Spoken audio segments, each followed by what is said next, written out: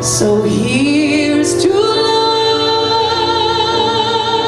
and all the joy it brings. So I chose in an odd way to be more like my father, to be rational and logical, and to always uphold my end of the argument, and in a sense became almost asexual in the marriage.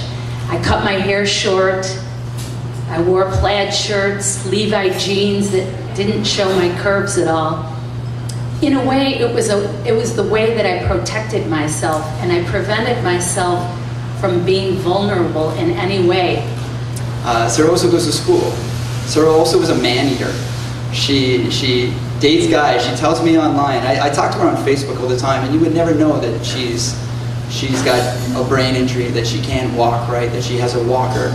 She's just another 28-year-old girl. But at the same time, she's kind of more than just another 28-year-old girl, because she's doing all these amazing things. It's almost like her limitations have given her the motivation to be that much more of a person. And one day I'm listening to a Harry Chapin record, and I thought, boy, he's just really nailing it. And I sent him a really heartfelt letter that just told him where I was at with all this craziness. And I'm going to tell you what, about 2 weeks later, my mom said, "You got something in the mail." And it was a letter from Harry Chapin. It's very short. I'm not even going to bother reading it to you. It was very short, but he just said, "Keep at it. You know, things are tough, but you just got to work. And I know you can make it if you try." When I got my saxophone back that day, I was thrilled. I loved the idea of breathing new life into old musical instruments. It's probably the same kind of appeal people have for driving classic cars. I sometimes wonder who else's hands have played this saxophone. Were they in a marching band? Might it have been played in a smoky jazz club, the kind that Ian and I were talking about before dinner? How many Christmas concerts and Canada Days has it seen? I'm the type of person, I don't like being told what to do. And when I was a baby, I was still in diapers.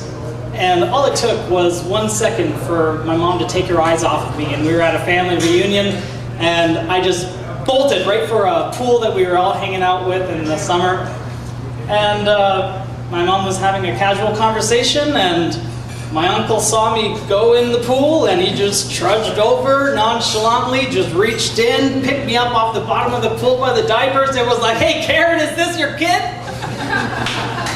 Just as I was getting ready to come up and talk to you this evening, I caught on the phone an alert. And it's an alert that actually brings some quite sadness to me, and I'm sure it will do to everybody else. There's an alert that Robin Williams died this evening at the age of 63.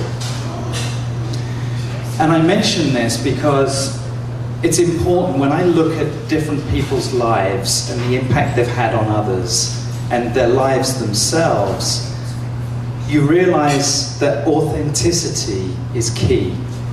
And I don't think there was anybody much more authentic than Robin Williams. So Robin, rest in peace. Exercise caution in your business affairs, for the world is full of trickery. But let this not blind you to what virtue there is. Many people strive for high ideals, and everywhere life is full of heroism. Be yourself, especially do not feign affection.